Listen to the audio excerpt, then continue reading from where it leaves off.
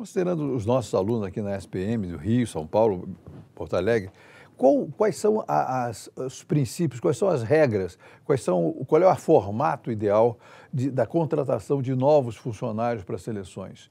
São pessoas que, pensando no passado, voltada a jornalistas que faziam somente a parte escrita, faziam os artigos, mas hoje, tendo em vista essa amplitude de ações, o personagem, a pessoa necessária para trabalhar em seleções foi mudando de perfil. Eu te diria que na verdade, para a pessoa poder trabalhar em seleções, precisa ter paixão pelo que faz, precisa gostar de interagir com o cliente, precisa gostar de ouvir o cliente, porque habilidades técnicas se desenvolvem, né? E aí eu tenho necessidades em várias áreas. É uma empresa grande, você tem a necessidade dentro da área editorial, tem a necessidade dentro da área de marketing, necessidades de design, necessidades das áreas todas de suporte financeiro, informática, etc, etc, né? E isso se desenvolve. Agora, o que se realmente busca hoje na pessoa que está começando, que realmente é um fator importante, é essa paixão, essa vontade, é querer interagir, é querer construir, é querer também mudar, porque somos sim uma empresa de 70 anos em mutação, cada vez mais forte nos canais digitais, diversificando o portfólio de produtos, intensificando esse relacionamento com o cliente.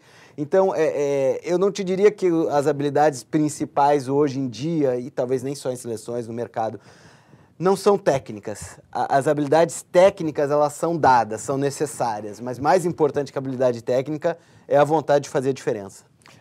E essa vontade de fazer diferente, ela é contínua? Quer dizer, a empresa tem uma frase do Warren Buffett que o processo de educação é contínuo. Você, uma vez que começa, não pode parar nunca. E o que Seleções faz para manter a sua equipe em sintonia com essa vontade de crescer? É pelo mero fato de existir ou tem cursos, treinamentos que mantêm o pessoal ativo? Não tem dúvida que muitas pessoas vão a cursos, etc., trocam. Você só consegue entender a necessidade dessa mudança contínua se você se expõe para o mercado, para o mundo externo, né? Então, sim, claro que existe muita troca com o que está acontecendo lá fora, existe muito foco em se gerar novas ideias, em se buscar formas diferentes, melhores, em se buscar, às vezes, até as rupturas, né? Porque as grandes ideias, elas normalmente trazem conceitos de ruptura e não simplesmente de melhorias contínuas.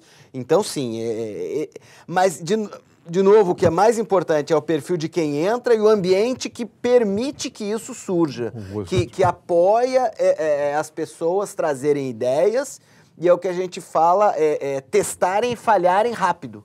Porque a falha num processo de geração de ideias é algo inerente, né? De cada 10 ideias, 9 não vão funcionar.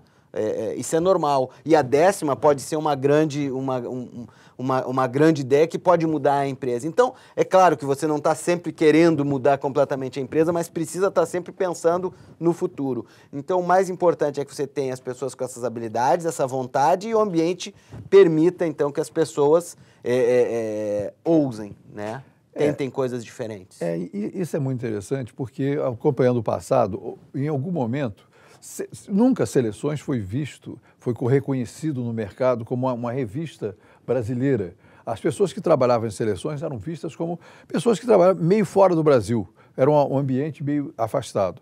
E havia até resistências em publicidade, agências, num período em que o Brasil teve uma visão muito mais diferente, muito mais progressista, se pode dizer o nome. Seleções passou por momentos difíceis. Esses momentos difíceis acabaram. As pessoas não têm a menor resistência de anunciar em Seleções e, ao anunciar, perceber que a revista dá a resposta necessária. Deixa eu começar pelo final. Ao anunciar, perceber que a revista dá a resposta necessária, sim, isso é inquestionável. Agora, obviamente, permanecem desafios dentro da área de publicidade.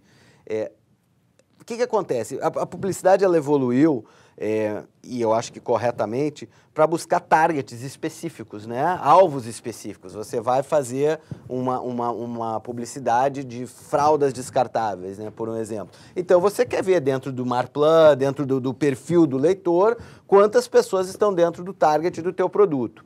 Seleções tem uma dificuldade que, como ela é uma revista lida pela família inteira, quando você vê o nosso readership, né, que são os nossos leitores, eu tenho crianças de 12 anos e tenho os avós de 75.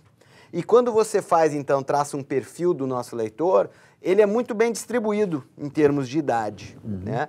Claro que em termos de educação tem um viés, mas como qualquer leitor de revista por si só tem um viés para pessoas com uma formação acima da média do brasileiro, e o que também acaba acarretando um viés também em relação à classe social. Mas em relação à idade, é muito bem distribuído. Então, quando eu tenho, por exemplo, um anúncio de fraldas descartáveis e ele vai me comparar com alguma revista que é dedicada especificamente para pais ou mães de crianças, de bebês, eu saio com uma desvantagem, né? Porque eu não tenho o meu target não é esse, meu target é geral, é a família. Então isso algumas vezes cria desafios sim para a área de publicidade, mas é assim que é a revista, ela é feita para todos e isso a gente não vai fugir nunca. Então essa dificuldade sempre existiu e não há pretensão de que ela deixe de existir, porque a revista não vai se transformar numa revista para pais e mães que acabaram de ter filhos. Não, ela vai até ter matérias de serviço ou matérias interessantes nessa linha, mas ela quer ser muito mais do que isso. Então, uma revista genérica, de interesse geral no mercado de hoje, tem um desafio muito grande de publicidade. Sim. Porque você olha hoje, todos os títulos, são raríssimos os títulos realmente de interesse geral. Você até tem as revistas obviamente, as semanais, que tem um público mais... também um pouquinho mais diversificado, mas é um conceito diferente. Quando você pega uma mensal, normalmente elas têm um público muito bem definido. Isso ajuda a vender publicidade. Então, assim, desafios continuam. O desafio principal, ou um dos desafios, né, é vender nesse tamanho, né? Porque normalmente quem cria o anúncio não gosta de criar nesse tamanho, porque acha que diminui o anúncio, que não dá a visibilidade necessária, o que não é necessariamente verdade, é muito questionável, mas enfim, tem também uma restrição ao formato. Agora, esse formato é para quê? Para facilitar o nosso assinante, o nosso leitor, a levar a revista para onde ele quiser, porque Seleções é a revista, baseada em pesquisas também, que as pessoas mais tempo levam para ler. De todas do mercado, quando você mede tempo médio de leitura, Seleções é o maior. Então, por quê? Tem muito texto. Quando a gente folheia a revista, realmente tem muito texto. Então, leva tempo. Se leva tempo, você não vai ler em 15 minutos. Você vai levar consigo, vai botar na bolsa, vai ler um pouquinho no ônibus, depois vai ler num intervalo que você tem, ou numa fila, etc, etc. Então, ela é, por definição, uma revista que vai te acompanhar. E para te acompanhar, ela tem que ser fácil, né? E esse tamanho é perfeito. Então, não pode se falar em mudar o tamanho para privilegiar, talvez, algo que fosse mais bem aceito em termos de publicidade ou não, porque realmente ela está nesse tamanho para o leitor, né? A razão dela ser desse tamanho. Inclusive, teve um movimento interessante, razoavelmente recente, de algumas revistas começarem a criar versões em formatos reduzidos também, né? E você teve aí algumas editoras lançando títulos em formatos reduzidos. Enfim, que tiveram até um bastante sucesso, pelo menos em bancas, a gente vê uma presença interessante. Porque é um formato que facilita a vida de quem lê. Claro. Facilita muito a vida. E tem o seguinte, que quando esse sucesso crescente de Seleções do Reader's Digest, várias revistas, no Brasil mesmo, havia uma revista chamada Coletânea, que acabou. Na União Soviética tinha Sputnik. Tinha várias revistas que tentaram reproduzir o mesmo conceito de Seleções com formato pequeno, mas que não tinha talvez essa flama. Eu acho que o aspecto essencial que você está revelando aqui é essa paixão. Se você não tiver paixão pelo que você está fazendo, realmente é muito difícil você fazer aquilo com habilidade. Você começa a enganar. E Seleções, eu acho que a última coisa na vida que ela fez é enganar os leitores. Uma vez eu ouvi de um editor, que era o Tito Leite, que era o meu editor, que os artigos que eram feitos, tinha uma área em Pleasantville, que era a sede, que checava a verdade. Você desceu o morro, tropeçou numa árvore, tinha gente que ia ver se tinha árvore, então, para poder dizer que aquilo tudo era verdade. Então essa credibilidade de Seleções, ela se transmitiu para outros produtos. Como foram esses outros produtos que foram sendo criados em torno de Seleções? Deixa eu só aproveitar que tu comentaste essa questão de checagem dos fatos, e isso continua muito forte, muito forte. dentro da nossa área editorial.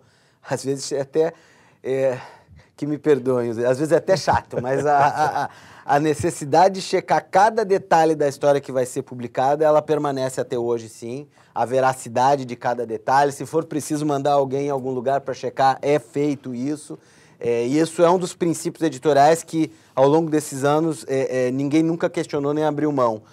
E você vê hoje, até com a questão da necessidade de divulgar a informação muito rápido, você sabe que algumas coisas acabam tendo que sair sem estarem completamente checadas e depois é um problema, o editor tem que vir a público pedir desculpas, dizer que caiu se enganou, etc. Isso afeta, claro, a credibilidade. Dificilmente você vai ver essas seleções. Claro que o fato da gente ser, da revista ser mensal ajuda, né? Nesse processo de checagem. Não estou tendo que me preocupar se o portal vai colocar daqui a 5 minutos, então eu tenho que colocar matéria daqui a 3. Mas, enfim, isso continua muito forte. Agora, quanto aos outros produtos, o que se percebe é o seguinte, o assinante de seleções, ele tem algumas afinidades, algumas necessidades que são visíveis e que se refletem na própria linha editorial, nos tipos de matérias que são publicadas. Como, por exemplo, o nosso assinante, o nosso leitor, ele se preocupa muito com questões de saúde, bem-estar, desenvolvimento pessoal. Então é natural que eu comece a oferecer para ele outros produtos editoriais ou não que tenham a ver com essa afinidade que ele tanto preza, né? Então, no caso de saúde, nós temos vários lançamentos de livros de saúde, bem-estar, dietas, coisas que você pode fazer para se sentir melhor, às vezes mais focado naquela saúde que a gente chama saúde hard, que é a saúde mais medicina, e às vezes um conceito mais genérico de bem-estar, que fala um pouco dos benefícios de exercício, como você pode fazer exercício, introduzir exercício durante a sua rotina, sem precisar parar para pensar especificamente no assunto, enfim. Então, livros, outros tipos de produto que nós vendemos em catálogo. Bem, se saúde é importante, um produto que nós vendemos com muito sucesso é medidor de pressão, que é óbvio, está ligado à sua saúde. E já vem com aval que o medidor de pressão, que Seleções está vendendo, portanto, é sim, confiável, claro, como a revista é. Assim como a revista ela tem todo um cuidado na seleção das matérias e na checagem das matérias, ao apresentar um produto de terceiros, que obviamente não é fabricado por nós, um medidor de pressão, nós temos todo o cuidado de selecionar um medidor de pressão que atenda às necessidades do nosso assinante, do nosso leitor. Então, o que se percebe é que, dado esse relacionamento próximo que nós temos com os clientes, eles desejam, sim, que Seleções apresente a eles outros produtos que sejam do interesse deles, porque acabam vindo, de certa forma, com o mesmo selo de credibilidade que a revista tem, né? De você fazer uma filtragem do que existe no mercado e oferecer produtos que tenham qualidade a um preço adequado, né? E isso nunca despertou a vontade de fazer um clube Seleções, uma coisa que ou o clube Seleções, ele é inerente à própria existência da revista? Eu te diria que o clube Seleções é inerente, talvez sem ter um rótulo, sem ter aquela coisa de programa de fidelidade, clube de leitores, ele já existe, porque a interação é tão grande, e hoje em dia, então, como a gente estava falando, ela se estende aos canais digitais, rede social, etc., etc., que, de certa forma, esse grupo, ele já existe, ele já está formado, né?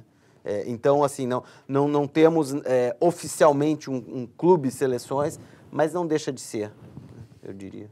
E essa comunicação busca essa maneira de transmitir o conhecimento, de que nós somos um clube, você está tendo vantagem, estar ligado às Seleções, ou o fato de cada número, de cada exemplar, ter essa participação de leitores, ele se comprova, ele demonstra por si próprio que o clube, embora... Ele demonstra, mas você, dentro da sua comunicação, procura reforçar essa ligação, claro. Procura reforçar duas coisas. A individualidade de cada pessoa com quem nós estamos falando e, ao mesmo tempo, o sentimento de pertencimento, de que ela não está sozinha nesse grupo, né? Não é só Pio Borges, que é assinante de Seleções, e eu falo direto com o Pio Borges. Falo direto com o Pio Borges, mas olha, Pio Borges, você faz parte de um grupo de 300 mil assinantes, né? Pessoas que têm interesses também semelhantes, afinidades, etc. Então, assim, sempre você tem que equilibrar as coisas. Existe a comunicação 1 a 1 e existe o sentido de pertencimento ao grupo. Isso, sim, se busca reforçar com a comunicação, claro.